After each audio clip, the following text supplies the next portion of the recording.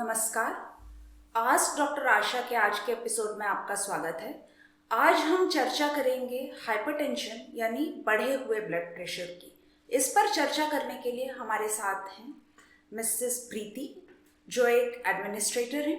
कार्यक्रम में आपका स्वागत है प्रीति। नमस्कार। Thank you for inviting me in your show आज doctor Asha. Thank you. Okay ma'am, आज का मेरा क्वेश्चन है हाइपरटेंशन से रिलेटेड, जो कि आजकल काफ़ी कॉमन है। तो मेरा पहला सवाल है कि ये क्यों होता है?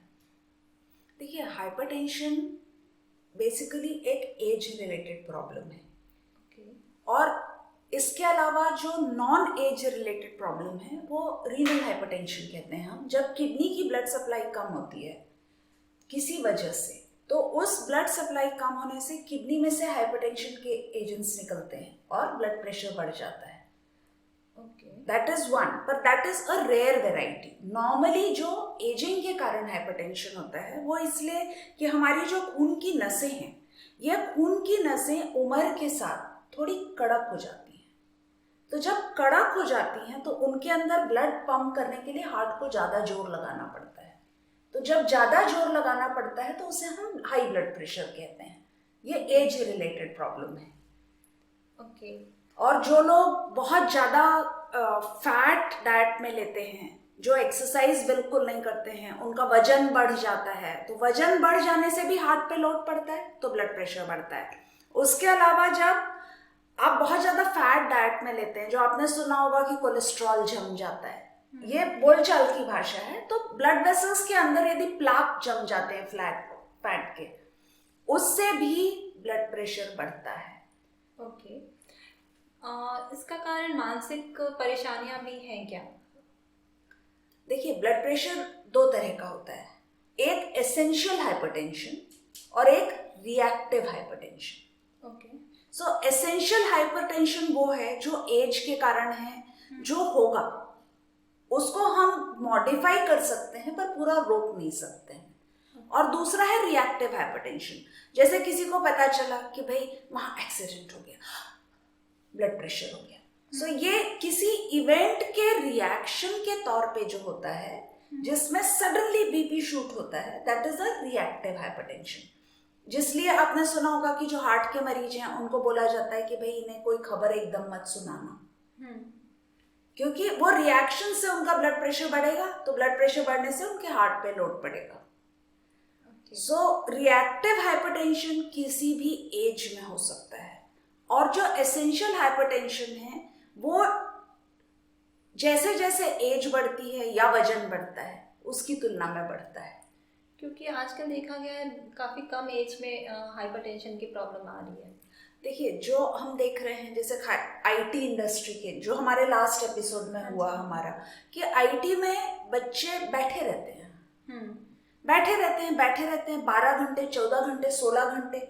और उसके बाद आईटी में ज़्यादातर वो लोग जाते हैं जिन्हें उस काम से प्यार होता है, तो वो जो उनका खाली समय होता है ना, उसमें भी वही करते रहते हैं। तो ऑफिस की एक ज़रूरत है कि आपको 8 घंटे काम करना है, आप 8 घंटे अपनी मर्जी से कर रहे हैं। So the end result is you are sitting. और जब आप एक्सरसाइज नहीं करते हैं तो आपके शरीर में मसल्स कम होती हैं, मसल्स का टोन कम होता है, प्लस आपकी ब्लड वेसल्स हार्ड होनी शुरू हो जाती हैं। एक्सरसाइज हमारे लिए उतनी ही आवश्यक है जितना आवश्यक भोजन है। एक्सरसाइज हमारी मसल्स का भोजन है। जो हम खा रहे हैं, जो न्यूट्रिएंट्स हम ले रहे हैं, वो हमारी बोन्स में, हमारी मसल्स में सही तरीके से पहुंचे, उसके लिए जरूरी है कि उनकी एक्सरसाइज हो। और एक्सरसाइज नहीं होने से ब्लड प्रेशर धीरे धीरे बढ़ने लगता है। दूसरी बात, सारा काम दिमाग से होता है। जब सारा काम दिमाग से होता है तो गेम भी खेल रहे, वीडियो गेम, सो रिएक्टिव हाइपरटेंशन भी होता है ना उससे। ओके। तो रिएक्टिव हाइपरटेंशन हो रहा है आपको, एसेंशियल नहीं हो रहा है। इसलिए लगातार बैठे रहने का जो भी काम है वो यदि होगा, यदि एक्सरसाइज नहीं होगी, यदि वेट बढ़ेगा, तो ब्लड प्रेशर कम उम्र में बच्चों को भी हो सकता है। ओके। तो जैसे कि लेडीज़ में ज़्यादा अगर हाइपरटेंशन का प्रॉब्लम रहता है, काफ़ी गुस्सा करती हैं वो पीरियड के टाइम पे, फिर कुछ अलग सा इश्यूज भी होता है उसके कारण। देखिए, ब्लड प्रेशर बढ़ने से गुस्सा नहीं करती है, ओके। गुस्सा करने से ब्लड प्रेशर बढ़ता है। अच्छा। Reactive hypertension. Okay, so periods के समय जो डिस्टरबेंस होता है वो भी हम एक एपिसोड में कवर कर चुके हैं कि पीरियड्स के समय जो आपको होता है वो एक्चुअली में होता है कि आप, जैसे आपने देखा होगा कि लोग बोलते हैं ना कि 2 पैग पी लो तो थोड़ा फ्री लगता है। सो बेसिकली उस पैग से असर नहीं होता, आपने अपने दिमाग को परमिशन दे दी है कि अब आप फ्री हो जाओ। तो वही है, पीरियड्स आ रहे हैं, थोड़ा डिस्कम्फर्ट हो रहा है, पर हम मेंटली रेडी हैं कि इसके साथ हमको ये होगा। तो जब ये होगा आपने सोच लिया तो वो होने लगता है, क्योंकि हमारा पूरा शरीर तो मन से चलता है ना, पूरा शरीर मन से चलता है। हमारे मन ने जो तय कर लिया वो सच हो गया। तो हमने सोच लिया कि ये तो पीरियड के टाइम मुझे ऐसा होता है, तो नहीं भी होगा ना वो होने लगेगा। तो हाइपरटेंशन का कोई रिलेशन नहीं है जैसे कि नहीं, ब्लीडिंग और ये सब? नहीं, हाइपरटेंशन यदि बहुत हेवी ब्लीडिंग होगी तो बीपी कम हो जाएगा, बल्कि बढ़ेगा नहीं। इसलिए ये सोचना कि हाइपरटेंशन हो रहा है ये पीरियड्स के कारण है, ऐसा नहीं है। एक बात लेकिन जरूर है कि जो पीरियड्स जाने का वक्त होने लगता है, मींस जैसे 45 क्रॉस कर गया तो आपको हर महीने एग नहीं बन रहा है, तो आपकी फर्टिलिटी कम हो गई। तो जैसे जैसे फर्टिलिटी कम होती है, ईस्ट्रोजन हार्मोन कम होता है। Oestrogen is cardio protective. जितना ईस्ट्रोजन आपके ब्लड में रहेगा वो आपके हार्ट को प्रोटेक्ट करता है। ईस्ट्रोजन के लेवल्स कम होते हैं तो हार्ट का प्रोटेक्शन कम होने लगता है।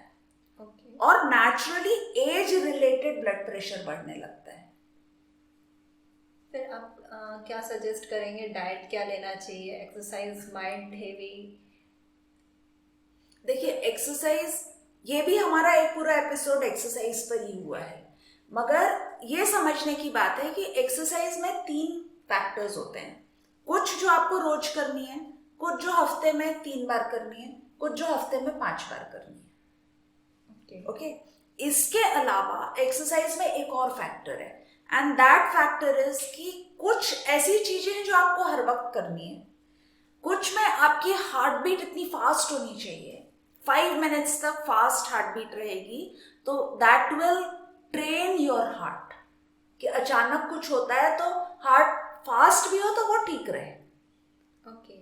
जिसको हम कार्डियोवैस्कुलर एक्सरसाइज बोलते हैं। कार्डियो जो आपने बहुत सुना होगा, दैट। और तीसरा है strength training. Strength training is again of 2 types, active and passive. तो जो योगासन वगैरह हैं they are also strength training, और जो वेट्स उठा के दंड बैठक करते हैं that is also strength training. So you need a combination of all 3। जैसे वॉकिंग आपको डेली करना है, थोड़ा थोड़ा जॉगिंग 5 मिनट्स का, या स्विमिंग, या फास्ट कोई भी एक्टिविटी जिसमें हार्ट बीट फास्ट हो, जंपिंग जैक्स कर ले, लंजेस कर ले, या और फिर these should be done at least 5 days a week, or strength training and flexibility has to be done at least 3 times a week.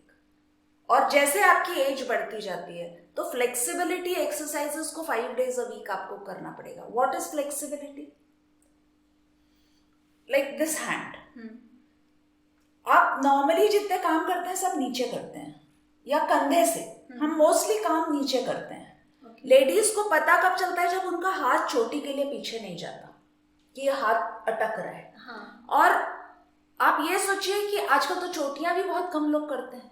बिल्कुल।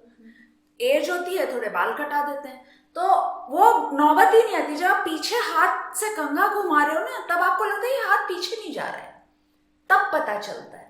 तो जिस जॉइंट का जो रेंज ऑफ मूवमेंट है, वो रेंज ऑफ मूवमेंट पूरा करना इज फ्लेक्सिबिलिटी। चाहे वो आपकी गर्दन हो, चाहे आपके कंधे हो, चाहे घुटने हो, चाहे कमर हो, चाहे स्पाइन हो, एंटीरियर मोशन, पोस्टीरियर। जैसे थोड़ी एज बढ़ती है, नीचे कोई चीज गिर जाती है तो किसी को आवाज लगा के उठवा देते हैं, खुद झुक के नहीं उठाते हैं। हाँ, ये काफी कॉमन ये कॉमन है। उठ के घर में बच्चे हैं तो किसी से पानी मांग लिया, मेरे घुटने में दर्द है, ये कर दो। सो व्हाट इज हैपनिंग, आप अपने जॉइंट्स को खुद लिमिट कर रहे हैं। तो फ्लेक्सिबिलिटी आपको बना के रखनी है।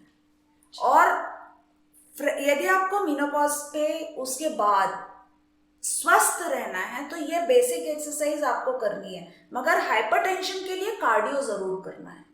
Daily walking and cardio heart attack से आपको बचा के रखेगा। ओके, ठीक है जी। और डाइट क्या होना चाहिए मैम फिर इस पे? देखिए, ये भी एक एपिसोड हो चुका ओके है ना। आप एक बार देखिएगा पीछे के एपिसोड्स, है ना।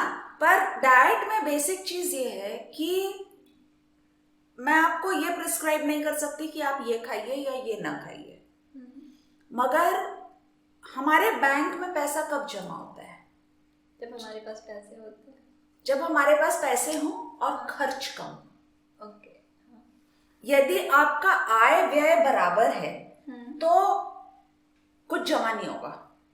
जब आय ज्यादा है और व्यय कम है, एक्सपेंस कम हो रहा है, तो जमा हो रहा है। सेम विथ कैलोरीज, जब आप खा ज्यादा रहे हो और जला कम रहे हो तो वो जम रहा है। और उस फैट का जो बैंक है वो हमारा बॉटम, हमारी थाइज, हमारे शोल्डर्स, इन सब पे वो फैट जमा होना शुरू हो जाता है। तो इसलिए इस बैंक बैलेंस को ना बढ़ाएं। डाइट उतना लें जितना आप खर्च कर रहे हैं। और जैसे जैसे एज बढ़ती है, चूंकि आपका डाइट का रिक्वायरमेंट कम होता जाता है, तो आपको समझना पड़ेगा कि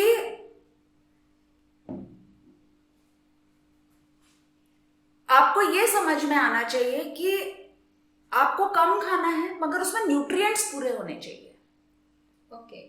न्यूट्रिएंट्स पूरे होने चाहिए। जितना कार्बोहाइड्रेट, प्रोटीन, फैट जाना चाहिए, जितने विटामिन जाने चाहिए, वो सब जाना चाहिए। आप ये छोड़ देते हैं, वो छोड़ देते हैं, that is not right. Eat everything, eat small quantities. And diet के साथ साथ सोना भी बहुत ज्यादा जरूरी है कि आपकी नींद पूरी हो। तो शाम के समय खूब कॉफी पी ली, चाय पी ली, दिन भर बहुत ज्यादा चाय कॉफी कर लिया आपने, that is going to be bad. Okay. You need a good restful sleep. एक प्रोग्राम में मुझसे पूछा था कि कितना सोना चाहिए, तो अगेन जैसे खाने का मैं आपको नहीं बता सकती, मैं नींद का भी नहीं बता सकती। कितना सोना चाहिए? जितने में सुबह उठ के फ्रेश लगे। जितने में सुबह उठ के आपको फ्रेश लग रहा है वो आपके लिए सही नींद है। तो जैसे हाइपरटेंशन के कारण नींद कम या ज़्यादा, इसमें भी इश्यूज आती हैं? नहीं, एज जैसे जैसे बढ़ती है आपकी फिजिकल एक्टिविटी कम होती है। ओके। और फिजिकल एक्टिविटी कम होने से आप थके नहीं हो तो आपको नींद कैसे आएगी? आप काम करिए ना सारे दिन, मजदूर जैसे आप काम करेंगे, आप बिस्तर पे सिर रखेंगे और सो जाएंगे, तो आपका शरीर थका नहीं है और आपका दिमाग बिस्तर में जाने तक आप लगातार टीवी देख रहे हैं या कुछ सीरियल देख रहे हैं या मोबाइल पे चैट कर रहे हैं। आपने दिमाग को आराम ही नहीं दिया है। सोने के 1 घंटे पहले आप इन सब चीजों से दूर हो जाइए। कोई स्टिमुलेंट ड्रिंक्स मत लीजिए, आपको आराम से नींद आएगी। ठीक है मैम, कोविड के टाइम पे अभी काफ़ी लोग घर पे जैसे वर्क फ्रॉम होम है, तो उसके वजह से भी कुछ हाइपरटेंशन हो सकता है लोगों में। देखिए, अभी तो बल्कि लोग ये कह रहे हैं कि जब से वर्क फ्रॉम होम हो रहा है तब से बाकी बीमारियां कम हो गई हैं। लोग पहले बाहर बहुत खाते थे, तो जो आप याद करिए पिछले साल तक पीलिया कितना फैलता था, टाइफाइड फैलता था, कुछ नहीं हुआ ना। नहीं। क्योंकि आप घर का फ्रेश खाना खा रहे हो। तो नहीं, काफ़ी लोगों की जैसे नौकरी जा रही है और इसके कारण घर में स्ट्रेस और ये सब।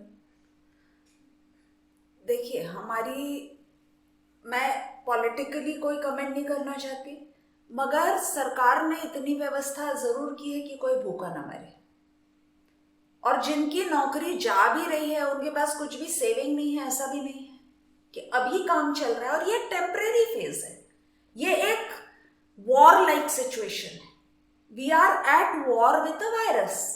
इसमें सबको थोड़ा थोड़ा त्याग करना होता है, थोड़ा थोड़ा एडजस्ट करना होता है, मगर ये समझना है कि हम इससे जिंदा निकल गए ना, तो उसके बाद तो हम सब रीगेन कर लेंगे।